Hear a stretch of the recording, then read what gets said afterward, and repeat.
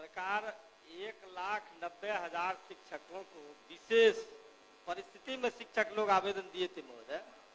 ये जवाब मिला है जो सरकार कार्रवाई की जा रही, सरकार के द्वारा कार्रवाई की जा रही है। ये विशेष परिस्थिति महोदय शिक्षकों का आवेदन है जो उनको 200 किलोमीटर उनके गिरी से 200 किलोमीटर की दूरी पर स्थानांतरण किया गया है। पूरक मेरा यही है, सरकार कब तक 1,90,000 शिक्षकों को अपने गृह जिला में स्थानांतरण करने की विचार रखती है। माननीय मंत्री। माननीय अध्यक्ष महोदय, सदन को बताना चाहेंगे कि सबसे पहले हम लोगों ने जो शिक्षक शिक्षिका स्वयं बीमार थे, गंभीर रोगों से ग्रस्त थे, कैंसर की बीमारी थी, वैसे 40 से ऊपर शिक्षक शिक्षिकाओं को उन्होंने जहां भी चाहा वहां हम लोगों ने उनकी पोस्टिंग कर दी।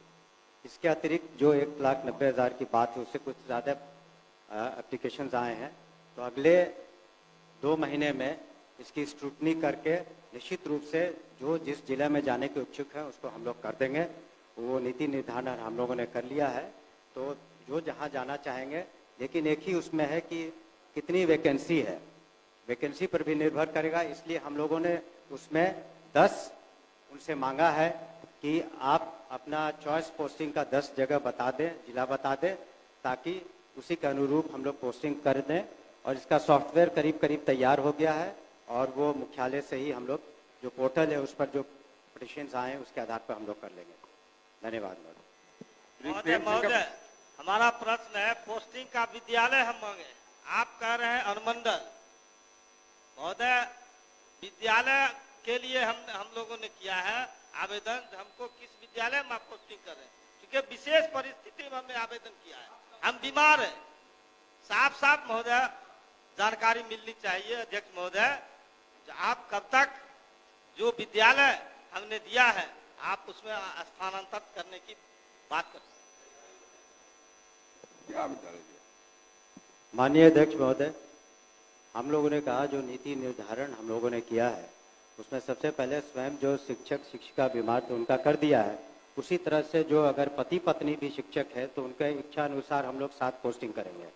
और इसके अतिरिक्त जो हमने कहा कि जो जिला जिन्होंने मांगा है उसकी पोस्टिंग हम उसी जिले में करेंगे, लेकिन ये भी निर्भर करता है कि किस स्कूल में भी उन लोगों ने अपनी अपनी इच्छा व्यक्त की है, अपना ऑप्शंस दिया है, लेकिन वहाँ पर कितनी वैकेंसी है।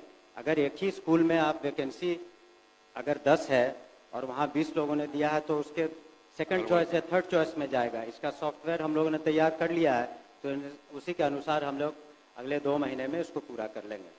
और अगर फिर भी कोई, बोलने दीजिए, अगर फिर भी कोई असंतुष्ट है अपने पोस्टिंग से तो हम लोगों ने डिस्ट्रिक्ट मजिस्ट्रेट की अध्यक्षता में कमेटी बनाई है और उसी तरह कमिश्नर जो डिवीजन में उनकी अध्यक्षता में, और अंतोगत्वा हम लोगों ने एक सेक्रेटरी के स्तर पर एक कमेटी मुख्यालय में बनाई है कि सारी प्रक्रिया पूरी हो जाने के बाद भी अगर किसी शिक्षक शिक्षिका को फिर भी शिकायत रह गई है तो अपना वो पिटिशन दे सकते हैं, कर देंगे।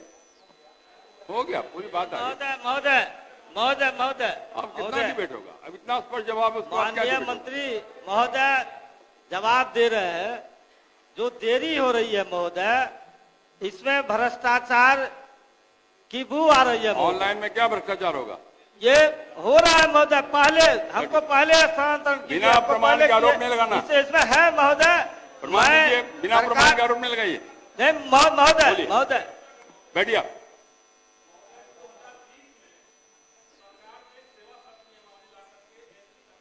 बात कही 21 में इसी सदन के अंदर सरकार ने लिखित में जवाब दिया कि 6ठे चरण की बहाली हो जाएगी तो हम स्थानांतरण करेंगे।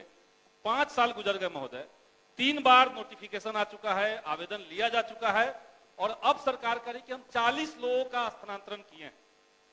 ये 5 साल में 40 लोगों का स्थानांतरण महोदय, 300 किलोमीटर दूर टीचर अब पूरा पूछिए। हमारा यही सरकार से सवाल है कि जो आवेदन लिया गया है उसमें महिलाओं और दिव्यांगों को प्राथमिकता देकर के सरकार तत्काल उनका स्थानांतरण कब करने का विचार रखती है, ये मेरा सवाल है। बैठ जाइए।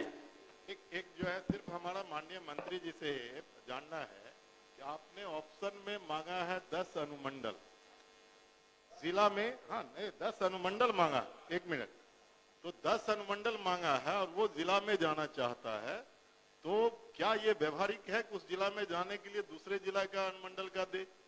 क्या इसमें संशोधन करके सरकार उसी जिला के विभिन्न स्कूल का नाम वो मांगने की विचार रखती है कि नहीं? माननीय मंत्री अब एक बार सब बता दीजिए। अध्यक्ष महोदय, हम लोगों ने यथासंभव जो नीति बनाई है उदार नीति है, और आपका जो सुझाव है, अगर सॉफ्टवेयर में कोई कमी होगी तो उसको हम लोग जरूर देख लेंगे, लेकिन हम लोग की इच्छा है, सरकार की इच्छा है कि यथासंभव जो शिक्षक शिक्षिका अपने जिले में जाना चाहते हैं वो वहाँ जाएंगे। तो अगर इसमें कोई कमी रह गई है तो उसको हम लोग सुधार भी करने के लिए तैयार हैं, लेकिन अब नहीं, अजय बाबू, अनुमंडल के जगह पर आप बोलने दीजिए ना, बोलने ठीक है, हम दीजिए। उसको अजय। देख लेंगे। श्री प्रेम शंकर प्रसाद, श्री प्रेम शंकर प्रसाद, पूरक पूछिए। प्रेम जी पूछिए। मेरा पूरक है मंत्री अध्यक्ष महोदय कि 3 वर्ष पहले बिल्डिंग बन चुका है, फिर भी इसमें उत्तर आया है कि उसमें टंकी, नल, वाटर पाइप, बिजली, वायरिंग, जबकि कई करोड़ का प्रोजेक्ट था। कि क्या प्रोजेक्ट में शामिल नहीं था कि इसको फिर से बाहर से काम किया जा रहा है 3 साल बाद? पूरक क्या है आपका? पूरक यही है कि जो बिल्डिंग बना, न्यू बिल्डिंग बना सरकार शिक्षा विभाग के माध्यम से, तो क्या आधा अधूरा काम हुआ कि फिर से नया इसमें टंकी का और बिजली का काम बैठ। होगा? माननीय मंत्री। हम लोगों ने इस संबंध में महोदय वहाँ के इंजीनियर से बात की है, और जो नया प्राक्कलन बना करके इस वित्तीय वर्ष में उसको हम लोग प्राथमिकता के तौर पर ले लेंगे। निश्चित रूप से इस वित्तीय वर्ष में वो आपका काम पूरा हो जाएगा जल्द से जल्द। इसको हम समझते हैं अप्रैल या मई महीने में काम शुरू हो जाएगा। नए वित्तीय वर्ष।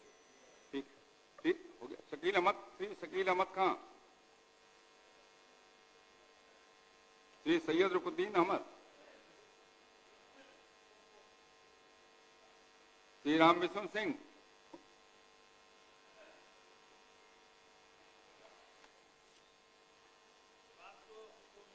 जी पूरक पूछिए।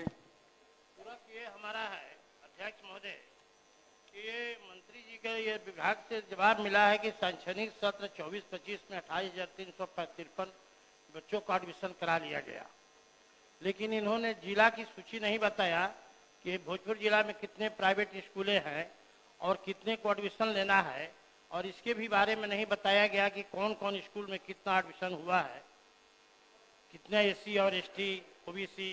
क्या पूछना चाहते हैं? पूरक पूछे ना। हम पूछना ये चाहते हैं कि ये 28,355 जो बच्चों को नामांकन हुआ है, किस किस विद्यालय में हुआ है और किस किस